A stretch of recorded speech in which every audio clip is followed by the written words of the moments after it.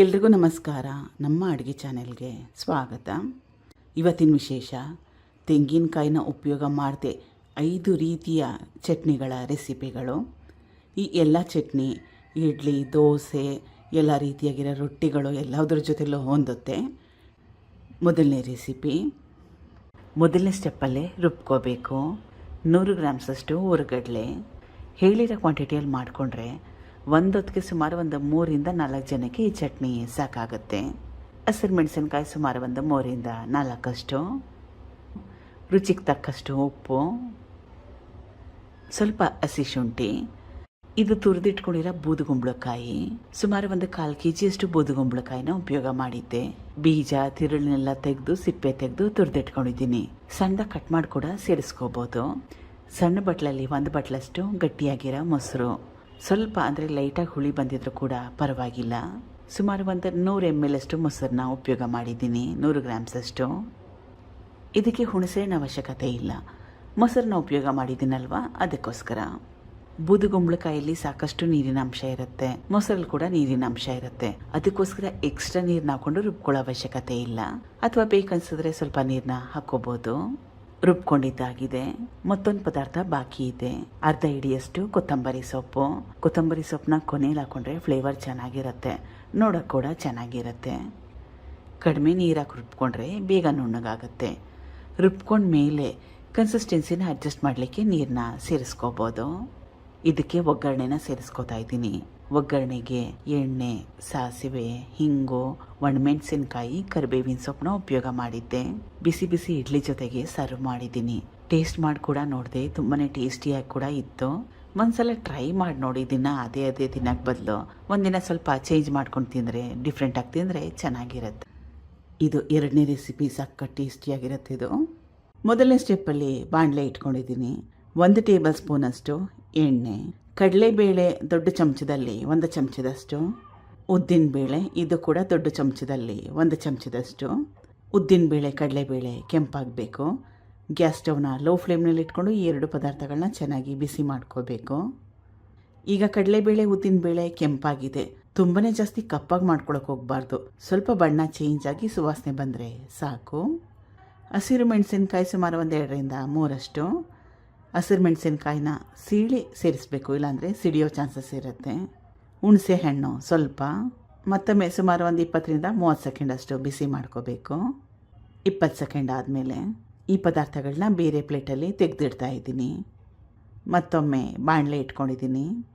ಎಣ್ಣೆ ಅಂಶ ಬಾಣಲೆಯಲ್ಲಿತ್ತು, ಅಷ್ಟೇ ಸಾಕಾಗುತ್ತೆ. ಬೇಕಿದ್ದರೆ ಸ್ವಲ್ಪ 1 ಅರ್ಧ ಚಮಚದಷ್ಟು ಎಣ್ಣೆನ ಸೇರಿಸ್ಕೋಬೋದು. ಕಟ್ ಮಾಡಿ ಇಟ್ಕೊಂಡಿರೋ ಹೀರೆಕಾಯಿ ಸಿಪ್ಪೆ ಸಮೇತವಾಗಿ ಕಟ್ ಮಾಡಿ ಇಟ್ಕೊಂಡಿದ್ದೀನಿ. ಹೀರೆಕಾಯಿನ ಉಪಯೋಗ ಮಾಡೋಕ್ಕೆ ಮುಂಚೆ ಟೇಸ್ಟ್ ಮಾಡಿ ನೋಡಿ, ಕಹಿ ಇದೆಯಾ ಇಲ್ವಾ ಅಂತ, ಆಮೇಲೆ ಉಪಯೋಗ ಮಾಡಿ. ಹೀರೆಕಾಯಿನ ಹಾಕೊಂಡ್ಮೇಲೆ ಚೆನ್ನಾಗಿ ಕಲಿಸ್ಕೋಬೇಕು. ರುಚಿಗೆ ತಕ್ಕಷ್ಟು ಉಪ್ಪು. ಎಣ್ಣೆಯಲ್ಲೇ 1-2 ರಿಂದ 3 ನಿಮಿಷ ಹೀರೆಕಾಯಿನ ಬೇಯಿಸ್ಕೋಬೇಕು. ಈ ರೀತಿ ಮಾಡೋದ್ರಿಂದ ಚೆನ್ನಾಗಿರುತ್ತೆ, ಟೇಸ್ಟಿಯಾಗಿ ಬರುತ್ತೆ. 2 ರಿಂದ 3 ನಿಮಿಷ ಆದಮೇಲೆ 1 ಕಪ್ಪಷ್ಟು ನೀರು, ಸುಮಾರು 100 ml ಅಷ್ಟು. ಈಗ ಹೀರೆಕಾಯಿ ಮೆತ್ತಗಾಗೋವರೆಗೂ ಬೇಯಿಸ್ಕೋಬೇಕು. ಮುಚ್ಚಿಟ್ಟು ಬೇಯಿಸ್ಕೊಂಡ್ರೆ ಬೇಗ ಬೆಂದೋಗುತ್ತೆ. ಸುಮಾರು 7 ರಿಂದ 8 ನಿಮಿಷ ಆದಮೇಲೆ ಹೀರೆಕಾಯಿ ಚೆನ್ನಾಗಿ ಬೆಂದಿದೆ, ಮೆತ್ತಗಾಗಿದೆ. ಎಳೆ ಹೀರೆಕಾಯಿ ಇದ್ದರೆ ಬೇಗ ಬೆಂದೋಗುತ್ತೆ. ಸ್ವಲ್ಪ ಕೊತ್ತಂಬರಿ ಸೊಪ್ಪು ಕಡ್ಡಿ ಸಮೇತವಾಗಿ. ಕೊತ್ತಂಬರಿ ಸೊಪ್ಪನ್ನ ಕಡ್ಡಿ ಸಮೇತವಾಗಿ ಉಪಯೋಗ ಮಾಡಿದ್ರೆ ಚೆನ್ನಾಗಿರುತ್ತೆ. ಕೊತ್ತಂಬರಿ ಸೊಪ್ಪು ಹಾಕೊಂಡ್ಮೇಲೆ ಗ್ಯಾಸ್ ಸ್ಟವ್ನ ಆಫ್ ಮಾಡ್ಕೋಬೋದು. ಇದನ್ನು ರುಬ್ಕೋಬೇಕು, ತುಂಬಾ ಜಾಸ್ತಿ ಬಿಸಿ ಇದೆ, ತಣ್ಣಗಾಗಲಿ. ತಣ್ಣಗಾದ್ಮೇಲೆ ಮಿಕ್ಸಿ ಜಾರ್ ತೊಗೊಂಡಿದ್ದೀನಿ. ಮೊದಲು ಉದ್ದಿನಬೇಳೆ ಕಡಲೆಬೇಳೆನೆಲ್ಲ ಹುರಿದಿದ್ನಲ್ಲ, ಆ ಪದಾರ್ಥಗಳನ್ನ ಸೇರಿಸ್ಕೊತಾ ಇದ್ದೀನಿ. ಹೀರೆಕಾಯಿನ ಹಾಕ್ಕೊಳ್ಳೋಕೆ ಮುಂಚೆ ಈ ಪದಾರ್ಥಗಳನ್ನ ರುಬ್ಕೊಂಬಿಡ್ಬೇಕು, ಪುಡಿ ಮಾಡ್ಕೊಂಬಿಡ್ಬೇಕು. ಒಣ ಪದಾರ್ಥಗಳನ್ನ ಪುಡಿ ಮಾಡ್ಕೊಂಡಿದ್ದಾಗಿದೆ. ಹೀರೆಕಾಯಿನ ಬೇಯಿಸಿಟ್ಕೊಂಡಿದ್ನಲ್ಲ ಅದು, ಸ್ವಲ್ಪ ನೀರು. ಮತ್ತೊಮ್ಮೆ ಚೆನ್ನಾಗಿ ಎಲ್ಲ ಪದಾರ್ಥಗಳು ಹೊಂದ್ಕೊಂಡು ನುಣ್ಣಗಾಗೋ ಥರ ರುಬ್ಕೋಬೇಕು. ರುಬ್ಬಿದ್ದಾಗಿದೆ, ಬೇರೆ ಬಟ್ಲಿಗೆ ಸೇರಿಸ್ಕೊತಾ ಇದ್ದೀನಿ. ಸಕ್ಕತ್ ಟೇಸ್ಟಿಯಾಗಿರುತ್ತೆ ಇದು. ಬಿಸಿ ಅನ್ನದ ಜೊತೆ ಕಲಿಸ್ಕೊಂಡು ತಿನ್ಬೋದು. ಇಡ್ಲಿ, ದೋಸೆ, ಪೊಡ್ಡು ಎಲ್ಲ ರೀತಿಯಾಗಿರೋ ರೊಟ್ಟಿಗಳ ಜೊತೆಗೆ ಚೆನ್ನಾಗಿರುತ್ತೆ. ಒಗ್ಗರಣೆ ಸೇರಿಸ್ಕೊತಾ ಇದ್ದೀನಿ. ಇದಕ್ಕೆ ಒಗ್ಗರಣೆಗೆ ಎಣ್ಣೆ, ಹಿಂಗು, ಸಾಸಿವೆ, ಕಡಲೆಬೇಳೆ, ಉದ್ದಿನಬೇಳೆ, ಒಣಮೆಣಸಿನ್ಕಾಯಿ, ಕರಿಬೇವಿನ ಸೊಪ್ಪನ್ನ ಉಪಯೋಗ ಮಾಡಿದ್ದೆ. ಮೂರನೇದು, ಇದು ಕೂಡ ಅತ್ಯಂತ ಸುಲಭ. ಮೊದಲನೇ ಸ್ಟೆಪ್ಪಲ್ಲಿ ಬಾಣಲೆ ಇಟ್ಕೊಂಡಿದ್ದೀನಿ. ಸ್ವಲ್ಪ ಎಣ್ಣೆ, 1-2 ಚಮಚದಷ್ಟು, 1 ಟೇಬಲ್ ಸ್ಪೂನಷ್ಟು ಕಡಲೆಬೇಳೆ, 1 ಟೇಬಲ್ ಸ್ಪೂನಷ್ಟು ಉದ್ದಿನಬೇಳೆ.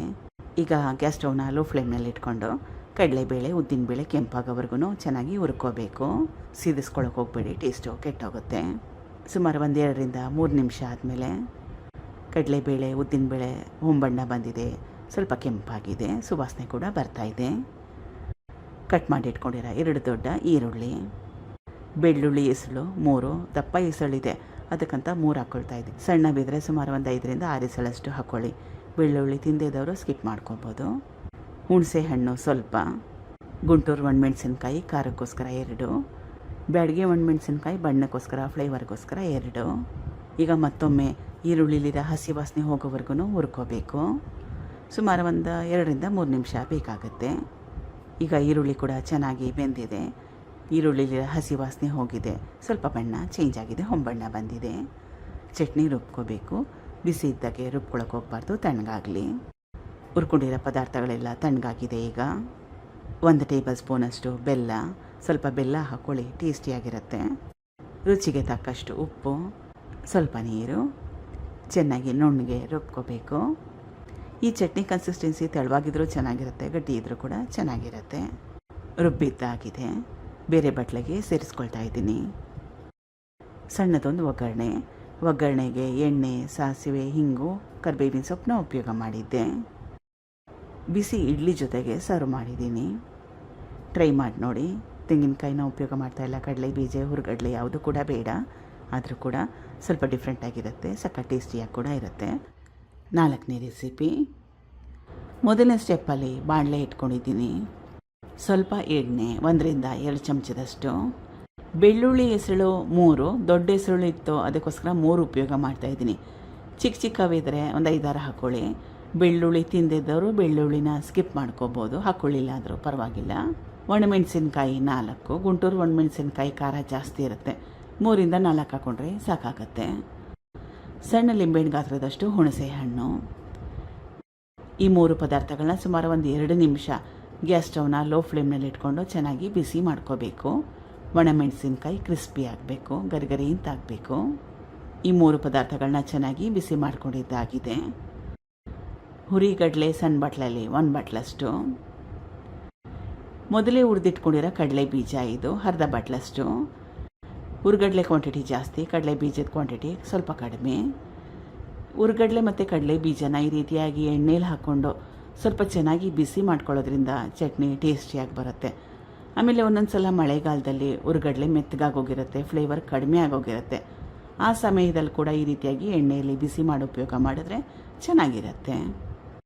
ಹುರುಗಡ್ಲೆ ಕಡಲೆ ಬೀಜ ಹಾಕ್ಕೊಂಡ್ಮೇಲೆ ಮತ್ತೊಮ್ಮೆ ಸುಮಾರು 1-2 ನಿಮಿಷ ಬಿಸಿ ಮಾಡ್ಕೋಬೇಕು. ಗ್ಯಾಸ್ ಸ್ಟವ್ನ ಲೋ ಫ್ಲೇಮ್ನಲ್ಲಿ ಇಟ್ಕೊಂಡು ಎಲ್ಲ ಪದಾರ್ಥಗಳನ್ನ ಚೆನ್ನಾಗಿ ಬಿಸಿ ಮಾಡ್ಕೊಂಡಿದ್ದಾಗಿದೆ.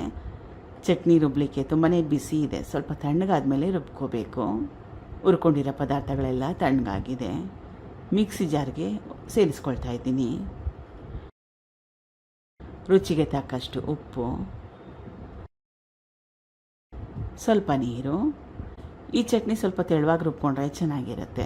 ಬಿಸಿ ಇಡ್ಲಿ ಜೊತೆಗಾಗಲಿ ದೋಸೆ ಜೊತೆಗಾಗಲಿ ಚಟ್ನಿ ತೆಳುವಾಗಿರೋ ಚಟ್ನಿ ಇದ್ದರೆ ಚೆನ್ನಾಗಿರುತ್ತೆ. ಆದರೆ ನಿಮಗೆ ಗಟ್ಟಿ ಚಟ್ನಿ ಬೇಕನ್ನಂಗಿದ್ರೆ ನೀರಿನ ಕ್ವಾಂಟಿಟಿ ಕಡಿಮೆ ಹಾಕ್ಕೊಳ್ಳಿ. ರುಬ್ಬಿದ್ದಾಗಿದೆ. ಒಗ್ಗರಣೆ ಸೇರಿಸ್ಕೊಳ್ತಾ ಇದ್ದೀನಿ. ಒಗ್ಗರಣೆಗೆ ಎಣ್ಣೆ, ಸಾಸಿವೆ, ಹಿಂಗು, ಕರಿಬೇವಿನ ಸೊಪ್ಪನ್ನ, ಉದ್ದಿನಬೇಳೆನ ಉಪಯೋಗ ಮಾಡಿದ್ದೆ. ಕೊನೆಯ ರೆಸಿಪಿ ಇದು ಅನ್ನದ ಜೊತೆಲಿ ಕೂಡ ಕಲಿಸ್ಕೊಂಡು ತಿನ್ಬೋದು.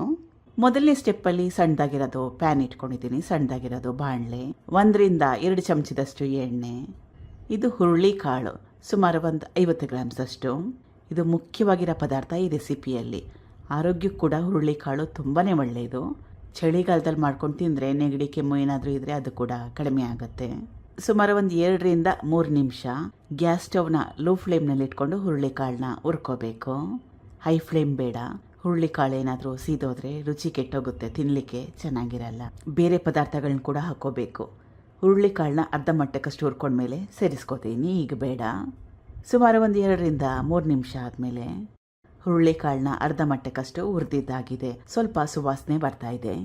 ಜೀರಿಗೆ 1 ಟೇಬಲ್ ಸ್ಪೂನ್ ಅಷ್ಟು, ಹಸಿರು ಮೆಣಸಿನ್ಕಾಯಿ 1, ಒಣಮೆಣಸಿನ್ಕಾಯಿ 2 ಮುರಿದಿಟ್ಕೊಂಡಿರೋದು, ಸ್ವಲ್ಪ ಹುಣಸೆ ಹಣ್ಣು, ಬೆಳ್ಳುಳ್ಳಿ ಎಸಳು ಸುಮಾರು ಒಂದು 5-6 ಈ ಪದಾರ್ಥಗಳನ್ನ ಹಾಕ್ಕೊಂಡ್ಮೇಲೆ ಮತ್ತೊಮ್ಮೆ ಸುಮಾರು ಒಂದು 2 ನಿಮಿಷ ಗ್ಯಾಸ್ ಸ್ಟವ್ನ ಲೋ ಫ್ಲೇಮ್ನಲ್ಲಿ ಇಟ್ಕೊಂಡು ಚೆನ್ನಾಗಿ ಬಿಸಿ ಮಾಡ್ಕೋಬೇಕು.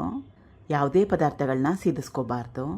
ಸುಮಾರು ಒಂದು 2-3 ನಿಮಿಷ ಆದಮೇಲೆ ಎಲ್ಲ ಪದಾರ್ಥಗಳನ್ನ ಚೆನ್ನಾಗಿ ಹುರಿದಿದ್ದಾಗಿದೆ. ಹುರುಳಿಕಾಳಿನ ಸುವಾಸನೆ ಕೂಡ ಚೆನ್ನಾಗಿ ಬರ್ತಾ ಇದೆ. ಇದನ್ನು ರುಬ್ಕೋಬೇಕು. ತುಂಬಾ ಜಾಸ್ತಿ ಬಿಸಿ ಇದೆ, ತಣ್ಣಗಾಗಲಿ. ಹುರ್ಕೊಂಡಿರೋ ಪದಾರ್ಥಗಳೆಲ್ಲ ತಣ್ಣಗಾಗಿದೆ. ಮಿಕ್ಸಿ ಸಣ್ಣ ಜಾರ್ ತೊಗೊಂಡಿದ್ದೀನಿ. ನೀವು ಕೂಡ ಸಣ್ಣ ಜಾರನ್ನೇ ಉಪಯೋಗ ಮಾಡಿ. ಹುರುಳಿಕಾಳು ಗಟ್ಟಿ ಇರುತ್ತೆ. ಸಣ್ಣ ಜಾರಲ್ಲಿ ರುಬ್ಕೊಂಡ್ರೆ ಬೇಗ ನುಣ್ಣಗಾಗತ್ತೆ. ರುಚಿಗೆ ತಕ್ಕಷ್ಟು ಉಪ್ಪು, ಅರ್ಧ ಕಪ್ಪಷ್ಟು ನೀರು. ಇಷ್ಟ ಇದ್ದರೆ ಇದಕ್ಕೆ ನೀವು ಸ್ವಲ್ಪ ಒಣ ಕೊಬ್ಬರಿನ ಸೇರಿಸ್ಕೋಬೋದು ಅಥವಾ ಹಸಿ ತೆಂಗಿನ ತುರಿನ ಕೂಡ ಸೇರಿಸ್ಕೋಬೋದು. ಅವಶ್ಯಕತೆ ಇಲ್ಲ, ನಿಮಗಿಷ್ಟ ಇದ್ದರೆ ಸೇರಿಸ್ಕೋಬೋದು. ರುಬ್ಕೊಂಡಿದ್ದಾಗಿದೆ. ಬೇರೆ ಬಟ್ಲಿಗೆ ಸೇರಿಸ್ಕೋತಾ ಇದ್ದೀನಿ.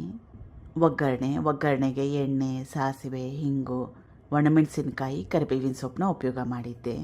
ಬಿಸಿ ಅನ್ನದ ಜೊತೆಗೆ ಸ್ವಲ್ಪ ತುಪ್ಪ ಇದನ್ನು ಹಾಕ್ಕೊಂಡು ತಿನ್ನಿ, ಸಕ್ಕ ಟೇಸ್ಟಿಯಾಗಿರುತ್ತೆ. ಮೊದಲೇ ಹೇಳ್ದಂಗೆ ಅನ್ನ ಇಲ್ಲ ಅಂದರೆ ಇಡ್ಲಿ, ದೋಸೆ ಎಲ್ಲ ರೀತಿಯಾಗಿರೋ ರೊಟ್ಟಿಗಳ ಜೊತೆ ಕೂಡ ಚೆನ್ನಾಗಿರುತ್ತೆ. ಟ್ರೈ ಮಾಡಿ. Thank you for watching. ಧನ್ಯವಾದಗಳು.